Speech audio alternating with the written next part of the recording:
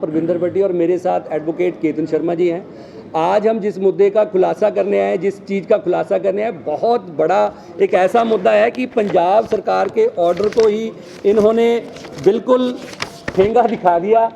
पंजाब सरकार का सीधे सीधे तौर पे ऑर्डर है कि जो भी बंदा जो एक्सटेंशन जिसने ली हुई है ना उसको आगे एक्सटेंशन मिलेगी, ना अगर वो एक्सटेंशन पे है तो तत्काल प्रभाव से उसकी जो एक्सटेंशन है वो ख़त्म कर दी जाएगी।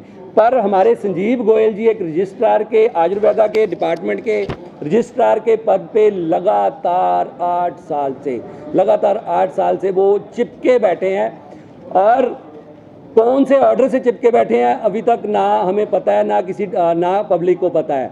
ये सवाल है उनसे कि वो कौन सा ऑर्डर है, क्या आप सरकार को नहीं मानते, क्या आप पैरेलल सरकार चला रहे हैं, जो आप कह देंगे वो ऑर्डर हो जाएगा।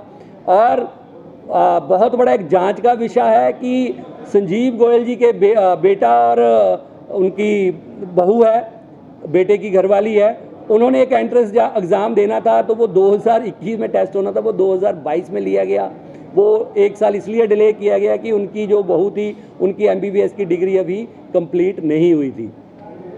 और देखा जाता है कि जब कोई बंदा ऐसे ओहदे पे चिपक के बैठता है तो कोई ना कोई उसकी निजी मंशा जरूर होती है। वो निजी मंशा एक तो उनके एग्ज़ाम से जो उन्होंने बेटे और अब उसकी घरवाली को, उसकी अपनी पुत्रवधू को जो उन्होंने एग्ज़ाम दिलवाया उससे उनकी निजी मंशा क्लियर हो गई।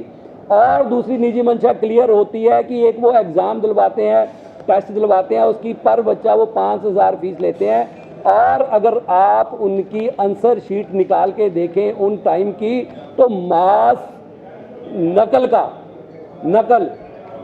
मास चीटिंग का पर्दाफाश होगा, क्योंकि जब मास चीटिंग होती है तो आंसर शीट तकरीबन काफ़ी सिमिलर हो जाती हैं। तो हमने इसके लिए कोर्ट में हमारे एडवोकेट केतन शर्मा जी है, इनके द्वारा हमने रिट पिटीशन डलवाई है। बड़ी जल्द और बहुत खुलासे संजीव गोयल के खिलाफ किए जाएंगे, इनकी बेनामी प्रॉपर्टियों के, और इन्होंने ओहदे पर रहकर क्या क्या गैर कानूनी काम किए, क्या निजी फ़ायदे उठाए और किन किन लोगों को फ़ायदे दिए, ये बहुत बड़ा जांच का विषय है।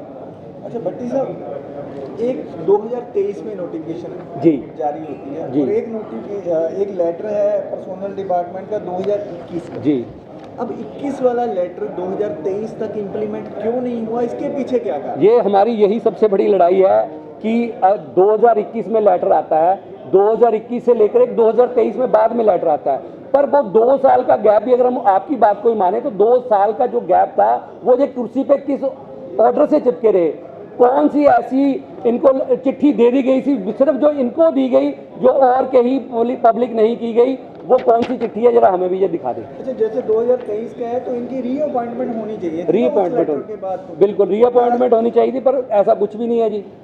कोर्ट में जाने से पहले आप पंजाब सरकार के टच में कुछ किया आपने? हाँ, हमने कुछ एप्लीकेशंस दी हुई है पंजाब सरकार को, हमने और कई सवाल पूछे हुए हैं और कई कार्रवाइयों के लिए, और इसके कुछ प्रॉपर्टीज़ के बारे में और मास चीटिंग के बारे में काफ़ी खुलासे इसमें कंप्लेंट में किए हुए हैं। देखते हैं पंजाब सरकार इसके ऊपर क्या कार्रवाई करती है, और हमें उम्मीद है कि पंजाब सरकार इसके ऊपर पूरा संज्ञान लेगी।